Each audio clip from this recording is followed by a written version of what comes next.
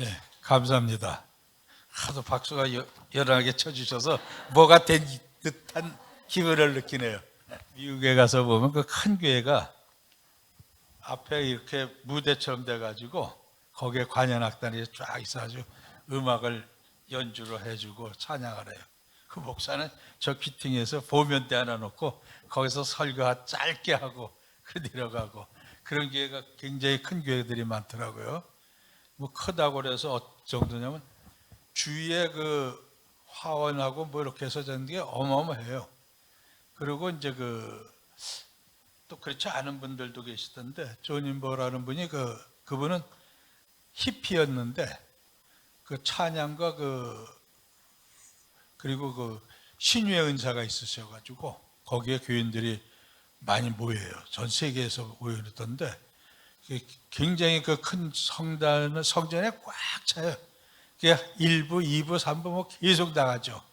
그럼 이제 예배가 이렇게 다 드리고 나면은 그 다음에 아픈 사람들 안수 받고 싶은 사람들 나오면은 목사님들이 다 나와가지고 한 사람씩 끌어안고 기도를 합니다. 그냥 이렇게 얻는 게 아니라 끌어안고 그리고 기도를 해줘요. 그래서 사람들이 하도 많아서 앉을 자리도 없고 서서들 예배 드리는데 이분이 돌아가시고 나니까 점점 줄더니 지금은 띄임띄임 몇 명 이렇게 앉아가지고 예배를 드리더라고요. 그래서 참 안 됐다, 안쓰럽다는 느꼈습니다. 또 오늘 여기 참 그 장우영 목사님하고 저거는 신대원 동교예요. 제가 조금 사갔죠, 얼굴이. 제가 우리 신대원 87기인데 우리 장 목사님하고 87기 중에 제가 제일 나이가 많았어요. 그래서 45세 제가 신대원을 가가지고 50에 안수를 받았습니다. 50에 안수를 받았는데 그전에는 뭘 적었느냐, 그냥 돈 많이 벌어서 우리 자식들하고 같이 멋지게 재밌게 살고 외국도 갔다 오고 뭐하고 먼저 하려고 이제 그렇게 했는데 그게 아니더라고요. 어느 날 깨닫게 됐는데 지금 너 뭐하고 있냐 도대체. 내가 너를 갖다가 연세대학교 신학교까지 보내서 공부시켜놨는데 지금 뭐하고 다니는 거냐 하는 것을 갖다가 어디서 하냐면 국립 우리 현충원 있는 그쪽에 거기서 그냥 깨닫게 되는 거예요. 하나님께서 그런 음성을 들려주시는데 저는 이제 음성으로 듣지 않고 이제 깨달음으로 그날따라 또 비가 억수로 쏟아지는데 그래서 차를 옆에다 세워놓고 국립묘지 그쪽에 안에 보면 군인들 뭐 군악대들이 거기서 연습하고 그리고 거기 섬기고 있는 저희가 건물인데 그 앞쪽에다 차를 세워놓고서 이제 갑자기 회개의 눈물이 나오더라고요. 그래서 엉엉 울어가면서 회개하고 주님 잘못했습니다. 지금부터 열심히 해서 주님 전 섬기겠습니다. 라고 회개했는데 그때 저에게 주신 말씀이 마가복음 10장 45절이에요. 마가복음 10장 45절이 무슨 말씀인지 아냐? 너 한번 아냐? 근데 그게 뭐죠? 하는데 딱 떠오르는 거예요. 묘하게 떠올라요. 그래서 거기서 이제 45절이 이런 겁니다. 하고 했더니 내가 이 세상에 섬기러 왔는데 넌 지금 뭐하고 다니는 거냐? 네가 나를 믿는다고 하면서 너는 섬기지도 않고 뭐하고 다니는 거냐? 또 그렇게 깨닫게 돼요. 그래서 잘못했습니다. 이제부터는 제가 섬기는 삶을 살겠습니다. 열심히 섬기겠습니다. 라고 이제 회개를 하고 근데 막 울어제끼고 하는데도 비가 그냥 억수같이 쏟아지니까 바깥에서는 차 안이 보이질 않죠. 저 혼자만 해요. 근데 그날 누구를 어딜 갔다 오냐면 제가 저를 참 아끼고 사랑하고 제가 인생을 살아가는데 많은 도움을 주신 분이 계세요. 그분이 굉장히 저를 키워줬어요, 그때요. 그래가지고서 여기저기 강연도 다니고 그리고 돈도 쏠쏠하게 벌고 그러고 있을 때인데 이게 어떻게 하면 좋냐는 식의 생각이 다 끝나고 집에 오니까 그 생각이 들더라고요. 이거 어떻게 하면 좋냐. 그래서 가만히 생각해 보니까 이제 내가 신학길로 가면 돈도 못 벌고 돈을 쓰는 것만 해야 되는데, 그리고 앉아서 계산을 했어요. 뭘 계산을 하냐. 제가 그 3대 독자예요. 3대 독자라 집에서는 그냥 아들 낳기를 원해가지고 아들 했는데, 보는 사람마다 우리 아들 낳게 해달라고 기도해달라고 우리 어머니가 아주 전국을 누비다시피 하고 다니면서 사정을 하고 그랬는데, 아들은 안 나오고 딸이 셋이 내리 나오더라고요. 네 번째 가서 아들을 주셨어요. 그러니까 이 네 녀석을 갖다 공부를 시켰는데 대학은 시켜야 될 거 아니겠어요? 그래서 제가 또 결혼을 조금 늦게 33세 결혼을 했는데, 그래 앉아서 계산을 한 거예요. 그러면 우리 큰딸아이가 대학을 졸업하고 시집갈 때까지 얼마, 둘째 딸 얼마, 셋째 딸 얼마, 우리 아들 녀석 얼마, 계산하니까 얼마가 딱 나와요. 그날부터, 그 다음 날부터 제가 새벽 기도를 갔어요. 새벽 기도 가서 뭘 기도하냐면, 하나님 11조 얼마 주셔야 되겠습니다. 이 11조 얼마 주셔야 제가 하나님을 섬기고 정말 다른 사람들도 섬기고 그리고 섬기는 삶을 살고 그리고 목회 길로 가겠습니다. 이러고 기도를 하는데, 그냥 뭐 나올 것 같지도 않은데 이상하게 길이 열리는데요. 그때 이제 그 나라에서 그 입찰해 가지고 일다른 그런 걸 있어서 거길 갔는데, 입찰하러 가면 또 이게 떨어지는 거예요. 그러니까 속으로, 야, 하나님께서 이렇게 해서 돈을 주시려고 하나 보다, 일 시키려고. 근데 거기서 제가 착각을 하는 거예요. 그 돈이 내 앞을 위해서가 아니라 하나님의 사업에 쓰게 하기 위해서 준비해 주시는 건데, 그걸 제가 착각을 한 거예요. 그래가지고 거기서 그걸 깨닫게 해주셔가지고 보니까 지금 하나님 사업을 위해서 쓸 때가 막 나타나는 거예요. 그래서 거기에다 이걸 쓰다 보니까, 이거 언제 내가 목회를 하러 가야 되는지, 신학교를 언제 해야 되는지 캄캄한 거예요. 다시 앉아서 기도를 하는데 하나님께서, 야, 네가 뭘 하려고 그러냐? 네가 뭐 할 줄 아는 게 뭐가 있냐? 네가 도대체 누구냐? 그 음성을 또 들려주셔서 가만히 생각해 보니까, 제가 그 어시잖아요. 어춘수라는 이름인데, 제가 저희들 조상이 중국의 남송 때 한국을 넘어왔어요. 이제 고려 때인데, 그때 싸움에서 패해가지고 우리 그 할아버지가 패하셔가지고 식솔들이 이끌고 한국으로 오신 거예요. 그러고서 여기까지 이제 살아왔는데, 뭔가 넌 착각을 하고 있다는 거죠. 그 모든 과정을 보면 니들이 할 수 있는 거, 그리고 특히 네가 할 수 있는 것을 꼽아보라는 거예요. 그러니까 제가 할 수 있는 걸 꼽아보니까 아무것도 없어요. 첫째, 제가 태어난 게 내가 원해서 어시란 성을 가지고 내가 1946년도 1월 달에 태어나야 되겠다 하고 제가 결정해서 태어난 게 아니더라고요.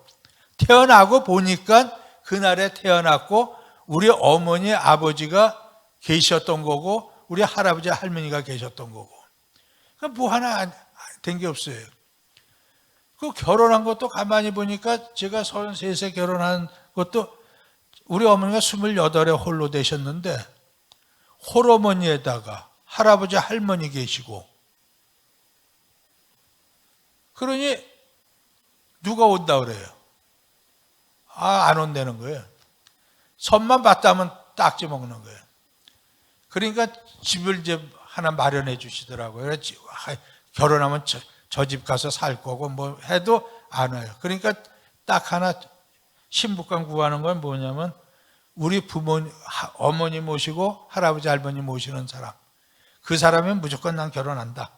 이제 그렇게 됐죠. 그랬더니 셋이 하나가 하겠다는 거예요.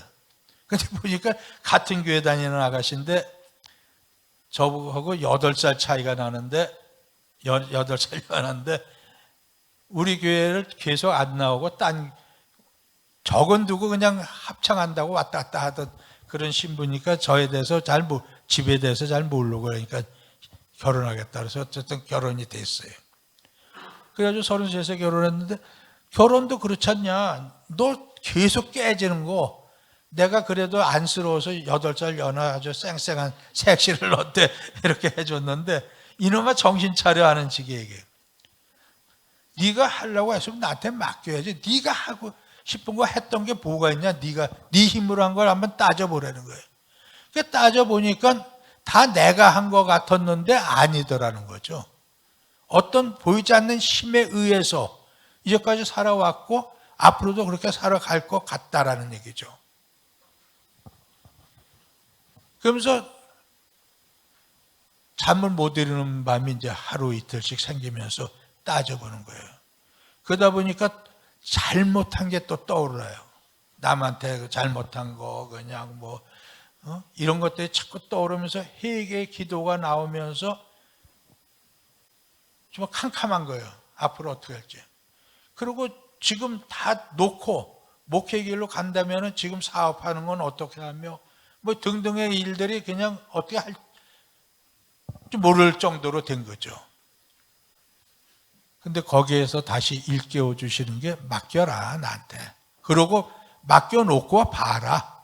네가 어떻게 그 다음에 생각해 봐라는 거죠. 그러면서 다시 이제 그 마가복음 10장 45절을 계속 떠오르게 하시는 거죠. 예수님이 이 땅에 어떻게 왔냐? 성기러 왔다.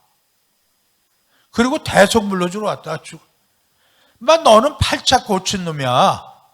그 생각이 바짝 들어요. 아, 나는 팔자를 고친 사람이구나. 어떻게? 내가 섬기는 예수님이 섬기러 왔다. 예수님이 나도 섬겨주시고 그리고 나를 위해서 십자가에 달려 돌아가시며 피 흘려 돌아가시면서 내 모든 죄를 사해 주셨다. 그동안에 나쁜 짓 한 거 다 하나님이 사해 주셨다. 예수님을 통해서. 그러면 이제 팔자 고친 거 아니냐? 이놈아, 이제부터 뭘 해도 될 거 아니냐? 왜 걱정하냐? 이렇게 해주시는 거예요. 그래서, 그래. 하나님께서 길을 열어주실 거야. 나를 섬기러 온 예수가 가만두겠냐? 나를 섬기기 위해서 예수님께서 뭘 해주시겠지. 그러면 나는 어떻게? 나도 남을 섬겨보자. 예수님이 섬기는데 내가 안 섬기면 어떡하겠냐? 나도 섬기자. 그러면서 그때부터 자세를 바꾸는 거죠. 섬기는 자세로 바꾸고, 그리고 내가 크고자 하니까 낮아져야 되고, 그러니까 낮아지면서 섬기고 하니까 제가 변했다는 거죠. 제가 죽을 때가 됐나 보다는 거예요. 야, 춘수 쟤 죽을 때가 됐어. 그렇지 않으면 제가 저럴 리가 없어. 이렇게 사람들이 얘기를 하는데 저는 그 속에서 기쁨을 느낀 거였어요. 그러니까 새벽 기도 가가지고서 이제 얼마 주십시오 얘기는 싹 사라지고 하나님, 오늘은 어떻게 살아야 될까요? 어떻게 봉사해야 될까요? 어디까지 낮아져야 될까요? 그랬더니 또 시험이 들기 시작하는데 주위에서 저를 못 살게 굴기 시작하는데 옛날 같으면 한 주먹 감도 안 되는 것들이 아이고 어떻게나 아이고 하나님 죄송합니다. 섬겨야죠. 섬기겠습니다. 이러면서 또다시 제가 욱 하고 나오면은 네가 누군데 뭐 할 줄 아는 게 뭐가 있는데 할 줄 아는 게 많이 있죠. 운동도 했으니까 뭣도 하고 다 할 줄 아는 것 같은데 가만히 들어가서 보니까 그게 내가 할 수 있는 게 아무것도 아니에요. 없어요. 공부, 시험, 뭐 할 수 있는 거, 돈 버는 거 하나님이 함께 해주시지 아니하면 아무것도 아니고 할 수 있는 게 없더라는 거죠. 거기서 다시 깨달은 거예요. 그래서 다시 무릎 꿇고 하나님 알겠습니다. 이제 내년도 시험에 제가 신대원 전 동신교회라는 데에서 다녔기 때문에 우리 통합측이기 때문에 그 신대원은 거기 가는 줄 알았어요. 근데 거기 가서 이제 시험을 쳐야 되는데 여기가 또 시험이 또 만만치를 않아요. 뭐 몇 대 일 하는데 쉬운 게 아니더라고요. 하나님 여기 들어가야 되겠는데 하나님께서 붙여주실 줄 압니다. 그냥 아예 그냥 선을 걷죠. 붙여주실 줄로 알고 저는 준비합니다. 떨어진다는 건 아예 생각지도 않았어요. 서울대학교 나온 친구가 그 3년을 시험 쳐가지고 떨어진 애가 있어요. 형님, 제가 말이죠. 학원 선생도 하고 그래서 영어도 그렇고 하고 뭐 여기 나오는 거 다 아는데 이상하게 떨어진다는 거예요. 왜 그러냐 그랬더니 시험지만 받으면 잘 보이질 않는데 그 어리어리하고. 그 나중에 나와서 보면 별것도 아닌 건데 이걸 내가 이상하게 3년을 떨어졌다고. 그래서 제가 웃으면서 야, 저 기도탑 있지 않냐? 거기 가서 기도해 이놈아. 그러면 뭐가 역사가 이루어져도 이루어질 거야. 맡겨 저분한테. 하나님, 내가 당신을 위해서 일하고자 하는데 안 해줄 거예요? 안 해주면 당신 손해지 내 손해요? 땡깡 부리면서 해봐. 그 다음에 붙었어요. 아우, 고맙다고, 밥 사겠다고. 그래, 밥 한 끼를 얻어 먹었는데, 그래요. 그 하나님한테 맡기는데, 그냥, 주님 맡기겠습니다가 아니라, 믿는 거예요. 해 주실 줄을 믿습니다 하고서, 안 해줘요? 누구 손인가 봅시다. 하고 이제 시작하는 거예요. 그랬더니 길이 열리기 시작하면서, 하나님께서 저에게 갈 길을 가르쳐 주시는 거예요. 그래서 제가 목회하면서 저희 교회에서 신학생이 신대원 들어가는 아이들이 생겼는데 다 목사들이 됐습니다. 새벽기도 나오죠. 그럼 새벽기도 제가 설교하려고 성경을 이렇게 해서 읽기 시작하면은 나도 모르게 야 이거 몇 장 몇 절 빨리 줄거놓고 이거 외워. 이거 외우는 거로 이거 시험 문제 나오고 그리고 또쪽 나다 여기 이거 다니엘 그거 가로치고 이거 다니엘 이거 나온다. 그거 가로 늦게 나오니까 이거 이상하게 그렇게 되더라고요. 그러니까 여기 오면은 꿈을 주는 게 어춘수 목사한테 가서 새벽기도 나가면은 새벽기도에 어춘수 목사가 장신대 신대원 시험 문제 다 가르쳐 준다는 거예요. 그 상상이나 할 수 있었던 얘기예요. 저도 못 들어갈까 봐 격형을 했었는데 시험 쳐가지고 들어갔죠, 첫 번에. 그러니까 제가 다니는 동신교에서 신대원이라는 데가 다시 또 하나 생긴 모양이야. 어춘수 집사가 거기 들어갔더니 그 말이 돼. 나이가 몇 살인데. 밤낮 쌈질이나 하고 이상한 짓 하고 다니던 친구가 사업한다고 그냥 이상한 짓 하고 다니던 친구가 어떻게 거길 들어갔대. 아마 딴 데가 생긴 거 봐. 거기 아니, 광나루 있는 신학교가 아닌가 봐. 그런 얘기가 나올 정도였어요. 여기에서 깨달은 것이 성경에 보면은 뭐예요? 너는 누구냐? 나는 하나님의 형상으로 지음을 받은 자예요. 이런 존재예요. 그뿐만 아니에요. 세상의 소금이고 그리고 빛이야. 할 일도 많고 하는 게 많아요. 그리고 하나님의 자녀고 하나님의 종이고 하나님의 아들이고 보통 존재가 아니란 말이에요. 내가 우습게 보여도 내가 보통 존재가 아니다. 근데 이 얘기는 제가 신대원 가기 전부터 이런 글자는 다 나한테 들어와요. 그리고 나는 하나님의 영이 거하시는 성전이다. 이거는 조금 아리까리한 게 뭐냐면 성전이면은 내가 착한 짓을 해야 되는데 그렇게 안 되잖아요. 그런데 앞에 하나님의 아들이고 하나님이 함께 하시고 그리고 하나님이 최고의 존재로 지어주신 분이다, 사람이다라는 것을 제가 생각할 때 세상 사람들 이게 쭉 이런 구절을 갖고 제가 살아왔었어요. 신대원 가기 전까지. 그러니까 세상 사는데 하나님이 함께 하시는 자라는 자신이 있어가지고 뭐 깡패들이고 뭐고 싸운데고 뭐고 막 가는 거예요. 가서도 자신 있게 하는 거예요. 야, 나는 하나님이 도우는 하나님의 아들이야. 까불지 마. 하고 이제 이렇게 하는 거예요. 근데 묘하게도 하나님께서 거기에서 지켜주시고 보여주시고 그러니까 자신이 있는 거죠. 그러니까 세상에 두려울 게 없고 모든 게 자신이 있어요.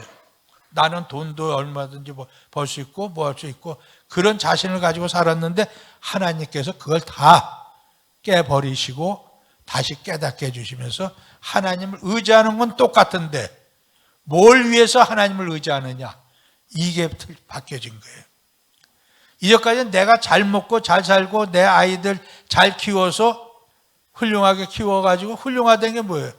신앙적인 것이 아니고 사회적으로 잘 키워서 뭐가 되게 만드는, 이쪽 거로만 내가 먹어서 모든 걸 감사합니다 하고 매달리고 나갔는데 이게 아니고 하나님께서는 이 길로 옮겨주시는 거예요. 깨닫게 해주시는 거예요.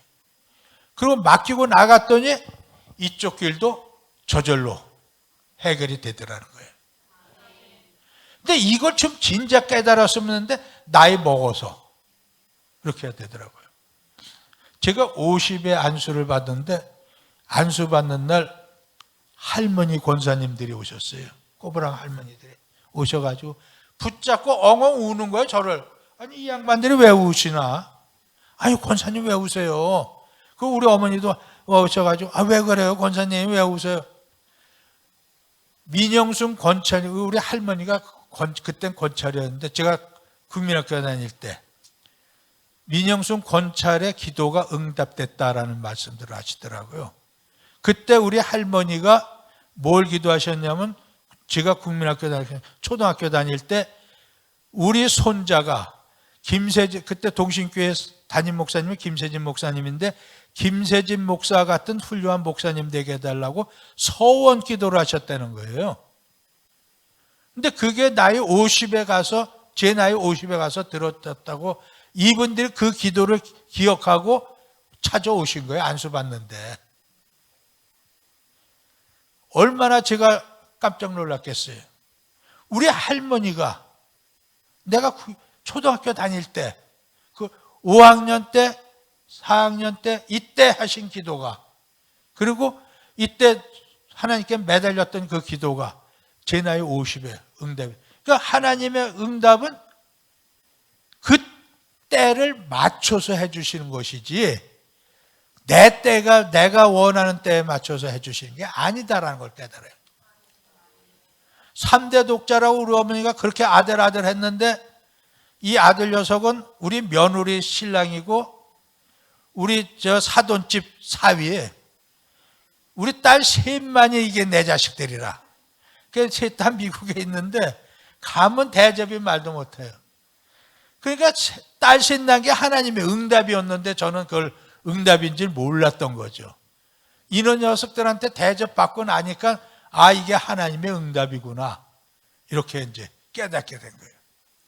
보세요. 가만히 여러분들 따져보시면 하나님께 맡겼을 때 예수님께서 이 땅에 오신 것이 섬기러 왔다. 그 섬기는 분을 내가 믿는다. 그럼 나는 어떻게? 나도 섬기는 자가 돼야 된다. 나를 위해서 주님께서 대속물로 몸을 바치셨다. 피 흘려 십자가에 달려 돌아가시면 모든 죄를 사해 주셨다. 감사하는 것만이 아니라 나도 그 자세로 살아가는 거예요. 그러니까 죽기 살기로 할 수 있는 일들이 얼마나 이 땅에 많이 있습니까? 그걸 두려워할 필요가 없이 주님께서 하셨고 맡겨준 일이니까 나도 한다는 거죠. 하면 누가 책임져 줘요? 하나님이 책임져 주시죠. 왜? 나를 이 땅에 태어나게 하신 분이 하나님이시니까. 여기 계신 분들 솔직히 얘기해 보세요. 얘기 답할 수가 없어요. 내가 원해서 태어났다. 내가 이렇게 태어났다. 이건 내가 내 뜻대로 태어난 것이다. 누가 자신 있게 얘기할 수 있어요? 없어요. 이 세상에 하나도 없죠.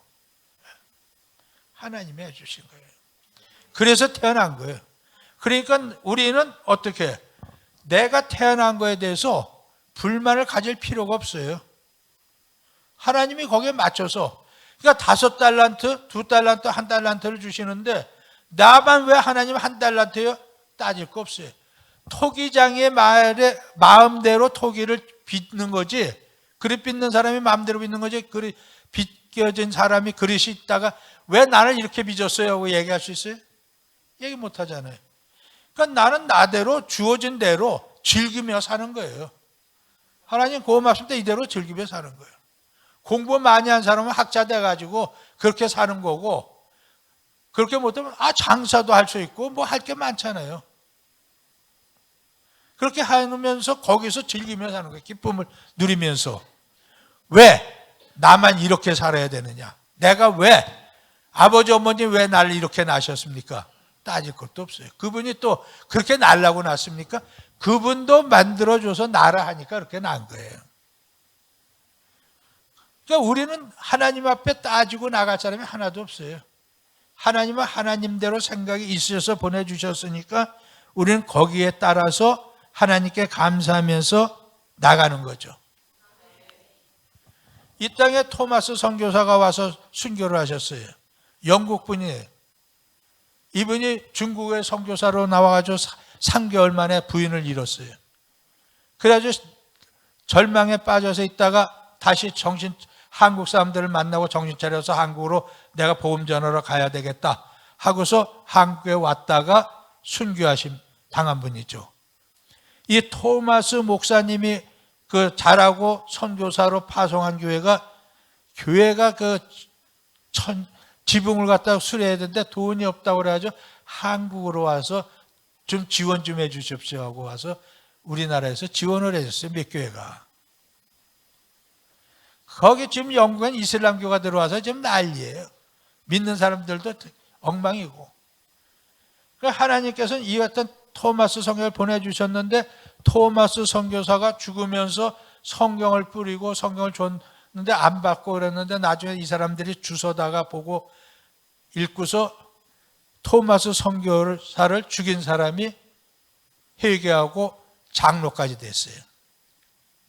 그리고 그 조카 되는 사람이 어디 집을 갔더니 집에 그 벽지를 갖다 딱 붙였는데 성경책을 뜯어가지고 벽지를 붙인 거예요. 거기서 그 글자를 읽고서 회개를 하고 교인이 된 거예요. 이 사람이 또 그 박중권이라는 사람 그 토마스 선교사를 죽인 사람의 조카예요. 그리고 12살 먹은 애가 구경 나왔다가 죽은 거 보고 떨어진 게 많으니까 야 이거 뭐냐고 보니까 그 성경책이죠. 그 성경책을 끌어안고 막 가서 여기저기 줬더니 그것을 읽고서 예수를 영접한 사람들이 평양에 많이 있었던 거예요. 그러니까 하나님께서는 여러 가지 방법으로 이렇게 살 길을 열어주시고 깨닫게 해주시고 예수를 믿게 해주세요. 제가 우리 집사람한테 저보다 어린 색시가 시집 와서 우리 어머니 간호하고 할아버지 간호하고 한 것이 고마워서 여행을 좀 시켜줘야 되겠는데 마음만 있지 그냥 기회가 안 돼요. 근데 목사가 되고 나니까 하와이에 우리 노회에서 하와이 방문해서 뭐 어디 탐방하고 하는 프로그램이 있다고 그거 가자고 그러더라고요. 이게 웬 떡이냐고서 집사람 보고 야 하와이 구경시켜줄게 했더니 웬일이야? 웬일은 내가 고마워서 하와이 같이 가려고 내가 돈 좀 맞지 걱정하지 말고 하와이 가자고. 그래 하와이를 갔다 가는데 또 이게 25주년 기념이에요. 결혼한 지. 그 날짜 맞춰서 또 갔잖아요. 하나님께서 또 그렇게 또 길을 위로를 해 주시더라고요. 그래 또 집사람한테 점수 땄죠. 그런데 거기 가서 배운 건 뭐 딴 건 없고 그 김대중 대통령이 뭐 자식을 위해서 김홍일을 위해서 뭐 어떻게 했다고 이상한 얘기 많이 듣고 왔는데 그건 필요 없는 얘기고 거기 백만장자는 보니까 홀쭉한 사람들이에요.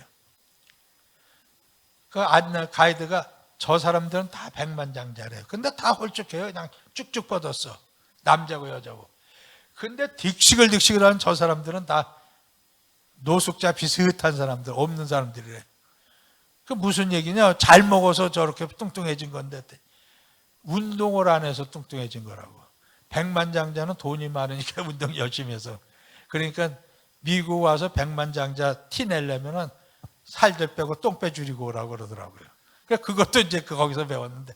자, 하나님께서는 그런 식으로 하면서 길을 열어주시고 가르쳐 주시는데 제가 이제 지역 동신교회라는 데서 지역사회봉사 활동을 했어요. 그걸로 이제 일을 하고 되는데 없는 사람들이 참 많아요. 어려움을 당한 사람들이야.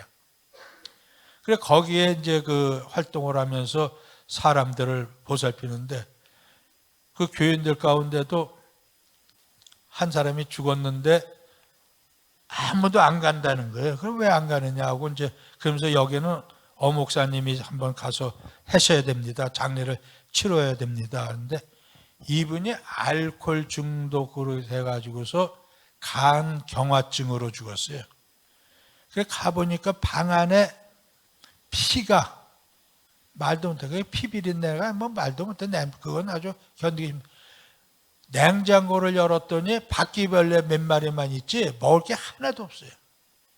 이렇게 그 연탄재 갖다 뿌리고 그거 다 해가지고서 그렇게 장례를 치러줬죠. 그냥 옛날 같으면 그 택도 없어요. 그거 왜 제가 해요? 근데 교인들하고 같이 할 수 있었던 것은 섬기는 자세. 하나님께서는 나를 위해서 십자가에 달려 돌아가시기까지 하셨는데 그러면서 나에게 살 길을 열어주셨는데 이 피 비린내 나는 거 요거 내가 못해? 그럼 이거 사람이 아니지.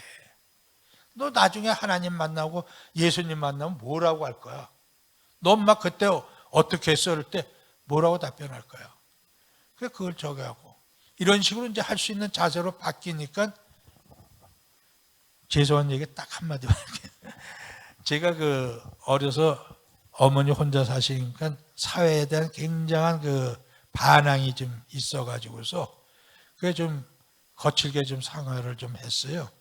그러다 보니까 주먹 쓴다고 껍적껍적대는 애들 한 100여 명을 제가 거느리고 있었어요. 제 밑에. 그것도 연세대학교에서. 그러니까 그 신촌바닥의 깡패들도 제 휘하에 있었어요. 더군다나 연세대학교 신학과 학생이 연세대학교 총학상의 생활지도부장이라는 타이틀을 가진 사람이 그 웃기는 얘기죠. 근데 하나님께서는 거기서도 늘 지켜주셔서 두드려 맞지 않게 지켜주셨어요. 그게 이렇게 멀쩡하게 지나왔어요. 거기에 이제 그 목사가 되고 나니까 야 와서 밥이나 함께 먹자. 그랬더니 얘네들이 하는 얘기가 형님 제발 설교는 하지 마시오. 그래서 설교 안 할게. 밥이나 먹어. 이제 내가 고마우니까. 그랬더니 몇 녀석이 쭈삣쭈삣 나오더니 형 이것 좀 봐요. 그래. 뭐냐 그랬더니 기도 제목이에요. 기도 제목이네. 우리 집사람이 우리 마누라가 이거 형님 목사 돼가지고 저기 한다니까 그 목사님 영역 있을 거라고 가서 기도받고 오라고. 그래서 가져왔던 거예요. 그래서 기도를 해줬죠. 간절히 하고서도 될 줄을 믿는 거예요. 왜? 내가 하는 게 아니고 하나님이 하시는 거니까. 하나님 믿습니다. 이거 될 줄 전 믿고 하는 거예요. 하나님 믿어요 하고 해줬더니 그 다음에 또 저희들이 식사 한번 대접할게요. 그래서 이제 또 옛날 그 멤버들이 딱 모이는데 그때 서너 명이 정했는데 그때는 한 10대 명이 쪽지를 가져왔어요. 야, 왜 이러냐, 니들. 아니, 뭐, 형이 기도해 줬더니 그거 해결됐대요. 그 우리도 해결 받으려고. 하나님 이거 야단 났네요. 또 해줬더니 됐어요. 제가 하는 게 아니에요. 하나님 믿고 하는 거예요. 나는 그냥 기도만 하는 거예요. 하나님 믿습니다 하고 기도하는 거예요. 해결이 되더라고요. 그러니까 그 노는 깡패들이 제가 박사학위 받으니까 명동 호텔 앞에 어춘수 목사 박사되다 프랑카드를 걸었어요. 그러고선 각지에서 몰려와 가지고서 따로 방을 정해가지고 200여 명이 모인 데서 50여 명이 또 쪽지 가져온 거 있죠. 또 기도해 줬어요. 하나님께서 이렇게 역사를 하시니까 어떻게 얼마나 기쁜지 몰라요. 그래서 제가 생각할 때는 하나님께서 함께 하셔서 제가 굉장히 큰 교회 목회할 줄 알았어요. 김사환 목사 명성교회 정도는 우습게 알고 할 적 되지 않겠나 생각을 했는데 그건 또 아니더라고요. 교회를 하는데 제가 동신교회라는 데에서 이제 그 지역사회 봉사 활동을 했거든요. 근데 거기에서 이제 그 노숙자들이 금요일 날이면 식사 대접을 하는 게 있었어요. 식사 대접을 하고 있는데 그래서 이제 그 노숙자들을 알고 있는데 제가 교회를 개척했다고 3명이 첫날 찾아오더라고요. 어느 날인가 쭈비쭈비 아유 목사님 왔어요. 그래서 오셔서 웬일이야 여기 개척하셨다 해서 왔어요. 그래서 이제 그 3명을 같이 식사하고 그리고 차비 줘서 보냈어요. 그 다음에 5명이 오더라고요. 그 다음에 10몇 명이 오더라고요.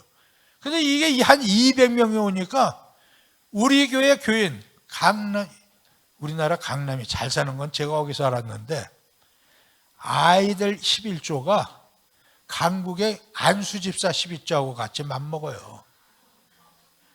그러니까 제가 김상환 목사 우습게 볼 수밖에 이런 식으로 애들 11조가 이 정도니 쓸어 모으기만 강남 식구들 쓸어 모으면은 나도 이제 어춘수 하면은 뭐 여기저기서 알아주겠다 했더니 노숙자가 그냥 몰려들기 시작하면서 이 교인들이 빠져나가니까 하나님 이거 너무하지 않습니까? 야 이놈아 너 어디다 온 건지 아냐? 아니다. 가만히 생각해 보니까 우리 그 권사님 한 분이 칼에서 시초대에서 교육 담당하는 분이 있어요. 근데 이분이 오는 그 교인 그 노숙자들한테 커피를 대접을 하는데 커피나 차나 뭐 주스나 대접을 하는데 그냥 이렇게 주는 게 아니에요.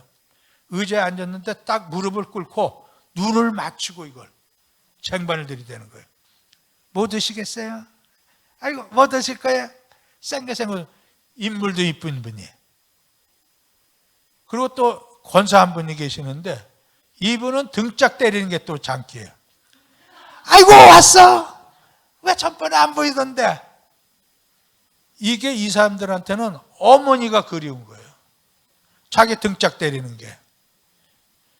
그러니까 동신교회 아니라 이 꿈을 주는 교회라는 데는 가니까 마음이 편하고 모든 게 고마운 거예요. 자기들을 알아주는 데는 거. 생각해 보세요. 그냥 차를 주는 게 아니라 무릎을 꿇고 눈을 맞추고 비행기에서 받는 그 서비스를 교회에서 받는 거예요. 그런 식으로 그 사람들이 해서 온 거지. 이놈아 네가 뭐 설교를 잘하냐, 네가 뭐 돈을 많이 줬냐, 뭘 해줬냐. 넌 해준 게 없잖아. 앉아서 그냥 떠들기만 했지. 정말 감사. 그런 식으로 해서 하나님께서는 또 사람을 붙여주셔서 그렇게 교회를 성장시켜 주셨는데 제가 그 대전신학대학교 한남대학교 강의를 가려고 대전역에 딱 내리는데 춘수 목사 그러더라고요. 그 웬 친구가 그러라고 봤더니 옛날 그 서울역에서 노숙하던 친구가 대전 내려온 거예요. 거기 있더니 제가 오는 걸 저 본 거예요. 그러더니 거기 대전역 앞에 노숙자들을 다 끌어모는 거예요. 야, 이 사람이 어춘수야. 야, 이 친구가 어춘수야. 목사님, 야, 빨리 인사해. 그래가지고 거기서 또 그냥 가래떡하고 그냥 그 붕어빵이고 뭐 그냥 다 장사꾼들 거 다 도래해가지고 거기서 또 파티 한번 열었죠. 그 하나님께서는 섬기는 자세로 이 모든 걸 하는 식으로 자세를 나갔더니 그리고 이 자세로 생활을 했더니 심지어 대전역, 부산역 여행 갈 때마다 가면은 그런 사람들이 있어가지고 이 사람이 어춘수 목사라는 거예요. 그 졸지의 유명인사를 만들어요. 근데 그 졸지의 유명인사가 대접받는 게 아니라 대접하는 인사로 만들어주는데 그 얼마나 또 기뻐요. 야, 여기서도 나를 알아주는 사람이 있다는 게 얼마나. 다시 한번 말씀드립니다. 우리 이것이 정말로 그 기독교가 처음에 들어왔을 때 복음을 전하러 온 선교사들 이 사람들이 아니었으면 우리가 어떻게 해야 됐을까 하는 거예요. 여기에 그 애양원이라고 아시죠? 그 문둥병자들, 한센시병 걸린 사람들. 제가 목회를 하거나 아니면 뭐 살다가 괴롭거나 뭐 힘들거나 그러면은 제가 애양원을 가요.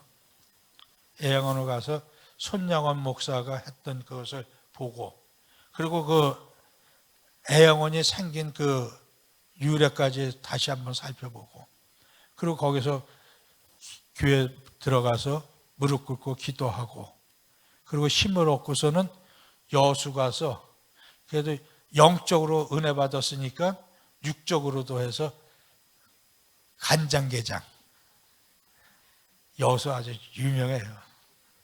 거기에서 가면은 게장을 시키면은 무한리필해요. 그거 먹고 그리고 차 타고 오면서 찬송 부르면서 오면 기쁘죠. 다시 또 섬길 수 있는 그런 여지가 생겨요. 이거는 제가 하나 가르쳐 드리는 거니까 한번 해보세요. 아주 기가 막히게 아주 소록도도 들려도 좋고. 거기에 이제 그 포사이드라는 분이 있었어요. 그 선교사 가운데. 이제 이분이 목포에서 선교하고 있었는데 아프다 그래가지고서 광주로 오는, 이제 그 의사니까 친구를 살려고 광주로 오고 있는데 어떤 일이 벌어졌냐면 낮쯤 오니까 한 여인이 아파서 이렇게 앉아 있는데 문둥병자예요. 고름이 나고 뭐 머리는 떡이 되고 그냥 엉망진창인데 이런 여자가 쳐다보면서 애처로운 눈초리로 쳐다보는데 이 목사님이 도저히 그냥 갈 수가 없어서 이 여인을 그런 말에 태워가지고 우선 광주로 가야 되니까 광주까지 데려오며 치료하면서 데려왔어요. 데려왔더니 친구는 죽었고 시간을 지체하는 바람에, 그래서 이 여인을 거기서 치료해주고 나니까 그 광주에 있던 문둥병자들이 한 명, 두 명 오기 시작한 거예요. 그래서 거기서 이 양반이 나올 수 없고 거기서 치료해주기 시작했어요. 그랬더니 물밀듯이 밀려오기 시작하는 거예요. 근데 그 전에 이 여인을 데리고 이렇게 나왔는데 지팡이를 이 여인이 놓쳐가지고 이게 떨어졌어요. 근데 이 여인을 이렇게 부축하니까 포세이돈 선교사가 부축하고 있으니까 지키기가 힘든데 마침 한 남자가 지나가요. 아, 여보시오, 그것 좀 집어줄 수 없어요? 그랬더니 이 양반이 뜩 쳐다보니까 문둥병자라. 지팡이 보니까 고름이 막 묻어 있는 거예요. 그걸 어떻게 집어줘요? 근데 하도 애처롭게 자니까 이 양반이 그냥 집어줬어요. 집어주는 순간에 이 양반이 뭔가를 깨닫게 된 거예요. 이분 이름이 최홍종이에요. 최홍종이라는 분이 깨닫고 나서, 근데 그 광주 지역에 이 건달, 아주 유명한 건달이었는데, 이분이 여기서 깨닫고 회개하기 시작하고, 그리고 예수를 영접하고, 문둥병자들을 고치는데 이들을 위해서 병원을 짓고, 이런 식으로 바뀌어버린 거예요. 유명한 그 목사가 됐죠. 최홍정이라는 목사가. 문둥병자. 그래서 전라도 광주가 문둥병자의 성지가 된 거예요. 물밀듯이 밀려든 거예요. 그러니까 이 사람들을 집을 지어서 수용하다 더 안 되니까 이거 이래서 안 되겠다고 해서 더 멀리 나가서 크게 짓고 시작한 것이 애양원이에요. 그렇게 애양원이 되고, 그리고 거기에서 또 소록도 만들고, 그래서 거기서 이제 그 문둥병자들을 고치고 했죠. 그 사람들 가보면은 다 낯서도 음성 환자라고 해도 이게 뭐 말도 못해요. 보기가 손 잡기가 참 힘들어요. 근데 이 양반들은 거기 가서 하는 거예요. 손영환 목사도 그 애양원에서 그 사람들하고 같이 뒹굴리면서 그걸 고쳐주면서 그들을 섬기면서 그렇게 해서 살았어요. 이렇게 사는 사람들 때문에 한국의 기독교가 버텨왔던 거예요. 그런데 오늘날 와서는 어떻게 돼요? 큰 거, 잘난 거, 뭐하고 이것만 자꾸 나오고 있어요. 그러니까 성기는 그 마음속에서부터 우러나고 하나님의 말씀대로 살지를 않다 보니까 뭐예요? 내가 잘난 거예요. 그러니까 어디 가서도 내가 큰 사람이에요. 내가 첫째예요. 꼴찌가 돼서는 안 돼. 내가 첫째. 애들 키울 때도 그렇지 않습니까?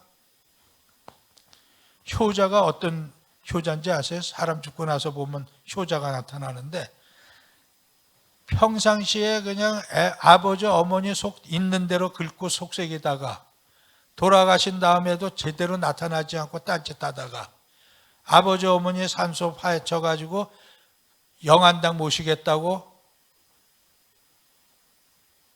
하면은 2번 죽인다고 난리 쳐요. 아버지 어머니 산소 한 번도 안 와본 애들이에요. 그러니까 요새 효자들은 그렇게